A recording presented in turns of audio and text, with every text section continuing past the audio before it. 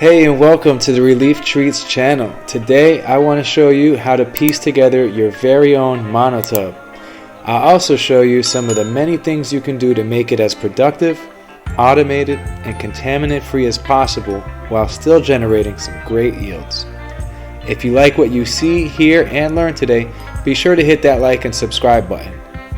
Also, check the video description for links to the products used in this video, and let's get to it. First, I have this 66 quart Sterilite tub with clear lid. Very important that everything is clear, including the lid, and this one here has locking handles which cost a little more but also provide a little extra peace of mind. This was about $14 after tax, but if you find one on sale, even better. First thing we're going to do is focus on ventilation. We want to be able to create a carbon dioxide rich environment when colonizing the tub, but then we want less CO2 and more oxygen when it's time to start fruiting. So we want a tub that can help create both types of environments. In order to do that, we're going to first cut some holes out. 4 holes about 4.5 inches from the bottom on each long side, and 2 holes about 2 inches from the top on each short side. We're going to use a 1-inch hole saw for this. You can get an entire hole saw kit with many varying sizes for about $25, or just buy the individual sizes you need for about $5 each. We're using a 1-inch hole saw because we found these really useful cap plugs that fit a 1-inch hole, which will be needed in certain phases of growth. These were in a pack of 30 for about $15. A tip I'll share with you on drilling your holes would be to start by drilling your pilot hole, and once you have your pilot hole, stop drilling. Put your drill in reverse as if you are unscrewing a screw, and finish the actual hole by drilling in reverse. Do this because the teeth on the hole saw face one direction and kind of bite as they cut. If they cut in the normal direction, then the bites they take are very hard and rough on the plastic, which can often lead to cracking the tub, resulting in wasted time and money. By switching to reverse, the teeth won't bite into the plastic as hard, which reduces your chances of cracking. In either direction, easy does it. This is only plastic, and it will crack if you're not careful.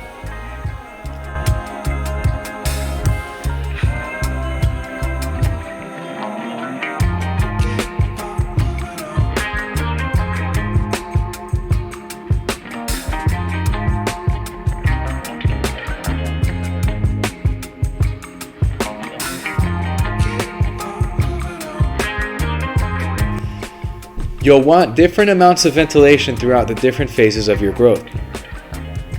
Along with our 1-inch holes, we're also going to drill a larger hole to accommodate this computer fan, which was about $15. Key thing here is that it's a fan that plugs directly into an outlet, and you'll just want to use a hole saw big enough to accommodate it.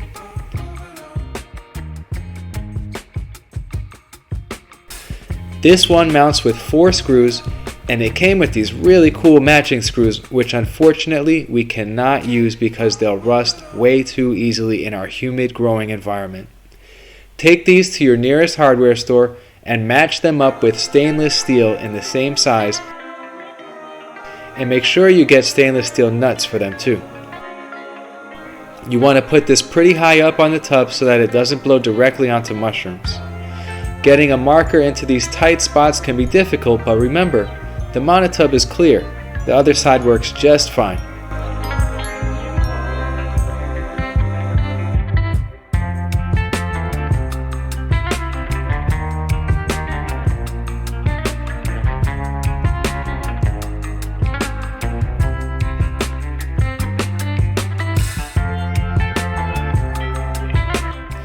This one came with a little grill to help keep larger things out.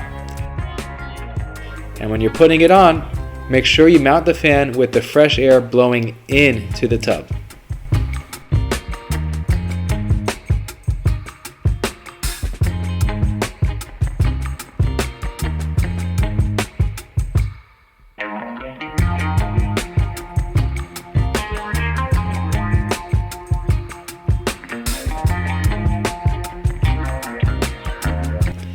We won't need this fan in the beginning. A really cheap pack of plastic plates at the dollar store can be used to cut some pieces with scissors that will block this hole to create a CO2-rich environment during colonization time.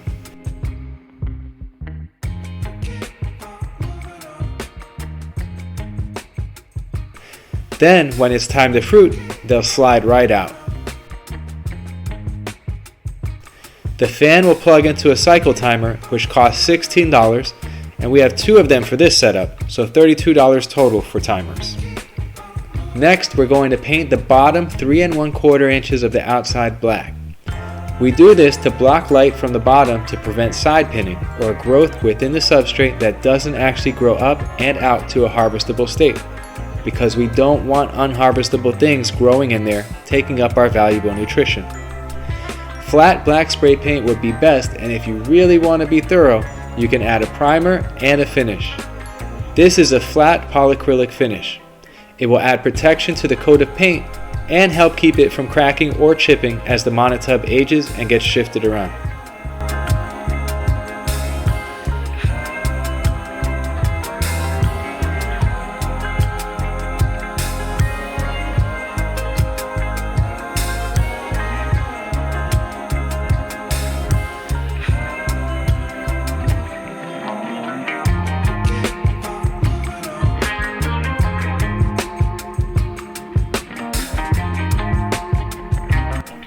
You can also wrap the bottom in tin foil or with a black garbage bag, or as a last resort, create a liner for the inside of the tub with a black garbage bag. Adding something to the outside is always better because the more you add to the inside of the tub, the more you have to sterilize and the more you risk contamination. So if possible, try to stay on the outside when prepping this bottom portion. Now onto humidity. A cool way we can automate this is by getting a humidifier. They start at about $30, but this one costs $60 and it has a splitter piece and can be used on 2 separate monotubs simultaneously.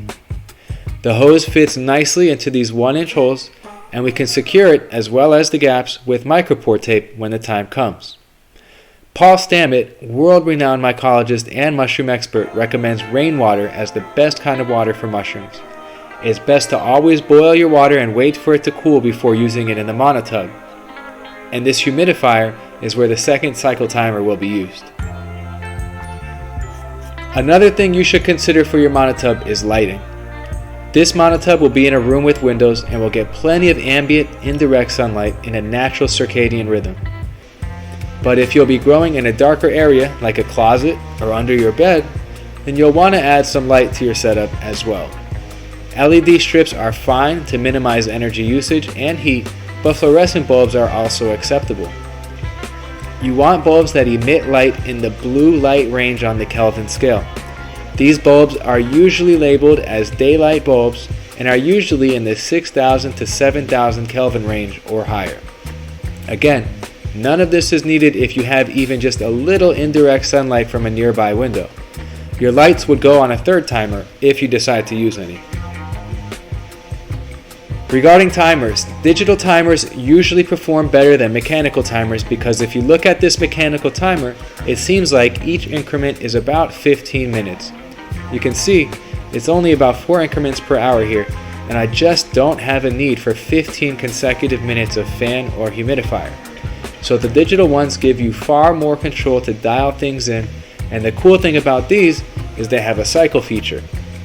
So they power on for a minute or so, then off for some time, then back on again, and off again, endlessly. You would do this for the humidifier, fan, and light, and how much time for each is going to vary on a lot, but something to keep in mind is to set the humidifier to come on after the fan completes so that the fan doesn't immediately dry out any moisture that the humidifier just added. Mushrooms like very humid environments, so make sure your fan and humidifier don't conflict with or negate each other. And you can tinker with these times based on your results to find your optimal schedule. So that's everything you see here on this monotub, and you can go even deeper with the automation, but this should be plenty, especially for beginners. Now I'll explain a little about how this tub can function throughout the different growth phases of your mushrooms. But real quick, before we do that, if you've made it this far in the video, chances are it's been helpful. Be sure to hit that like and subscribe button. Also, as a reminder, check the description for links to some of the products I've used in this video, as purchases through those links help this channel grow. And now let's get back to how this monotub functions. First thing we talked about was ventilation. This tub has ventilation holes that will be covered in the beginning phases when all we want is mycelium colonization. Again, that's what these cat plugs and plastic plate cutouts are for. They will limit free airflow and oxygen, helping to create a carbon dioxide rich environment. When we're ready to start fruiting, the cat plugs get replaced with micropore tape,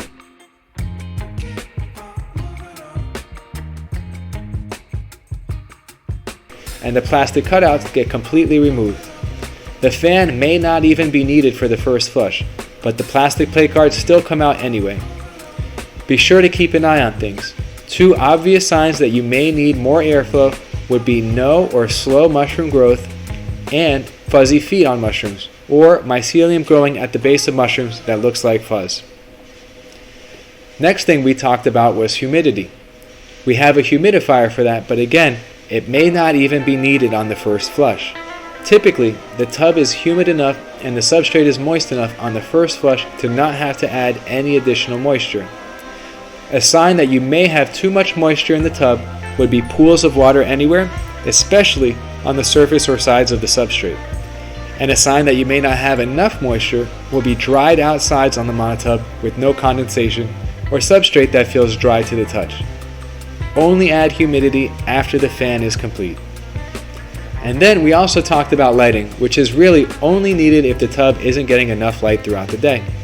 A circadian rhythm is best, but exact time is going to depend on other variables. An LED light strip would easily mount to the lid if needed. And lastly, is it possible to grow mushrooms less expensively and without such a fancy setup? Of course. It would just be less automated and require more manual work. You can also go even further with automation on the tub and spend even more money. The choices are yours when deciding what you do and don't want to have in your growing process. Thanks for watching. And if you've made it all the way to this point in the video, please hit that like and subscribe button. It would be super helpful and appreciated. Thank you.